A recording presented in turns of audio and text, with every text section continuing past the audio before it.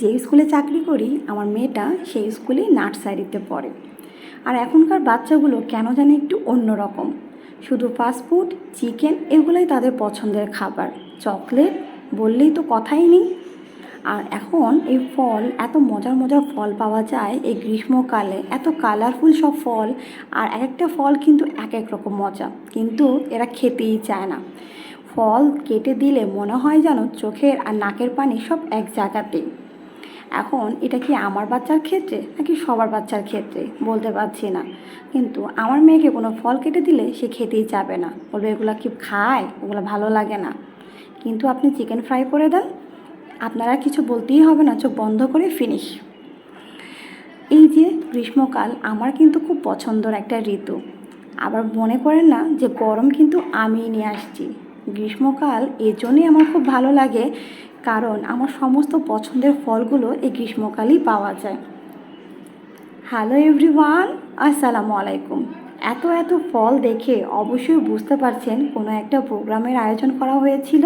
হ্যাঁ, এটা হচ্ছে রবিবারের ব্লগ।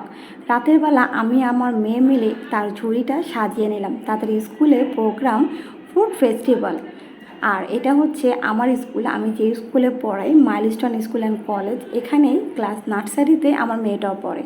প্রথমে সকাল সকাল 10টা বাজে এদের ক্লাসে গিয়ে একটু ভিজিট করলাম, দেখি তারা কি করছে। তারা সবাই সুন্দর করে সারিবদ্ধ হয়ে বসে আছে স্যারের জন্য। আমাদের প্রিন্সিপাল স্যার আসবে আর তারা সবাই বলবে কোনটা কোন ফল। এটা দেখেন, জাতীয় ফল কাঁঠাল, কি সুন্দর করে সে একটা ক্রাউন বানিয়ে নিয়ে আসছে।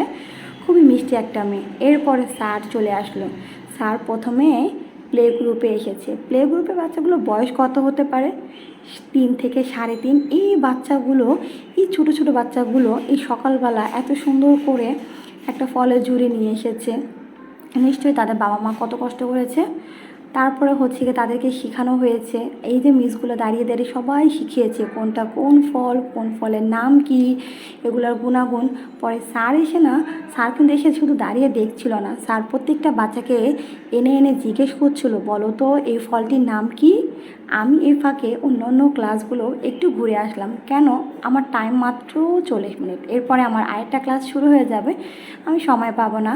তাই এক দৌড় দিয়ে এক ক্লাস থেকে আরেক ক্লাসে একটু ঘুরে ঘুরে আপনাদের সবাইকে দেখাচ্ছি। তারপর স্যার এখানে সবাইকে জিজ্ঞাসা করার পর এদের সাথে একটা ছবি তুললো। এটা তো যাবে, এত কষ্ট এত সুন্দর করে সাজিয়েছে।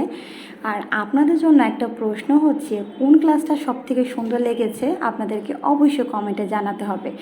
আমার কাছে সবগুলো ক্লাসই খুব ভালো লেগেছে, কিন্তু একটা ক্লাস কিন্তু একটু অন্যরকম করে সাজানো হয়েছিল।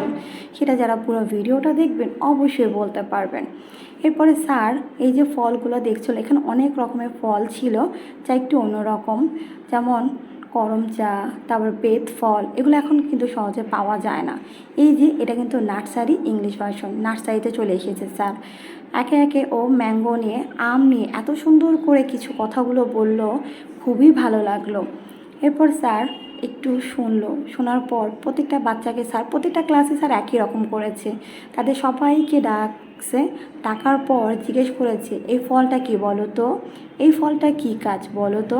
আর মাশাল্লাহ আমাদের এই সোনামণি লক্ষ্মী বাচ্চাগুলো সব বলতে পেরেছে। স্কুলে পড়ালেখার পাশাপাশি এরকম দু একটা অনুষ্ঠান কিন্তু করাই যায়, তাই না? এতে করে বাচ্চারাও একটু মজা পায়। যেমন আমার মেয়েটা বলতেছিল, আম্মু এরকম অনুষ্ঠান আবার কবে হবে? পড়ালেখা প্রতিদিন মানে তাদের কাছে বোরিং লাগে, ওই একঘেয়েমি পড়া পড়া, কিন্তু ফাঁকে ফাঁকে যদি একটু কিছু করা যায় আসলে কিন্তু মন্দ হয় না। এরপরে এটা হচ্ছে আমাদের তিতি মিসের ক্লাস। আর এদের ক্লাসে একটা সেম জিনিস ছিল, সবার মাথায় কিন্তু ওয়াটারমেলনের ক্রাউন ছিল, খেয়াল করেছেন কি না আপনারা? তারপর এরপরে স্যার আমার মেয়ের ক্লাসে চলে এসেছে। আমার মেয়ে যে ক্লাসে পড়ে সেই ক্লাসে স্যার চলে এসেছে। এসে পরে দেখলো এই ক্লাসটাও খুব সুন্দর করে সাজানো হয়েছে। আর আমি এই ক্লাসে আর বেশিক্ষণ থাকতে পারলাম না, কারণ আমার টাইম শেষ হয়ে গেছে, আমাকে এখন আমার ক্লাসে চলে যেতে হবে। আজকে এই পর্যন্তই, সবাই ভালো থাকবেন, আল্লাহ হাফেজ।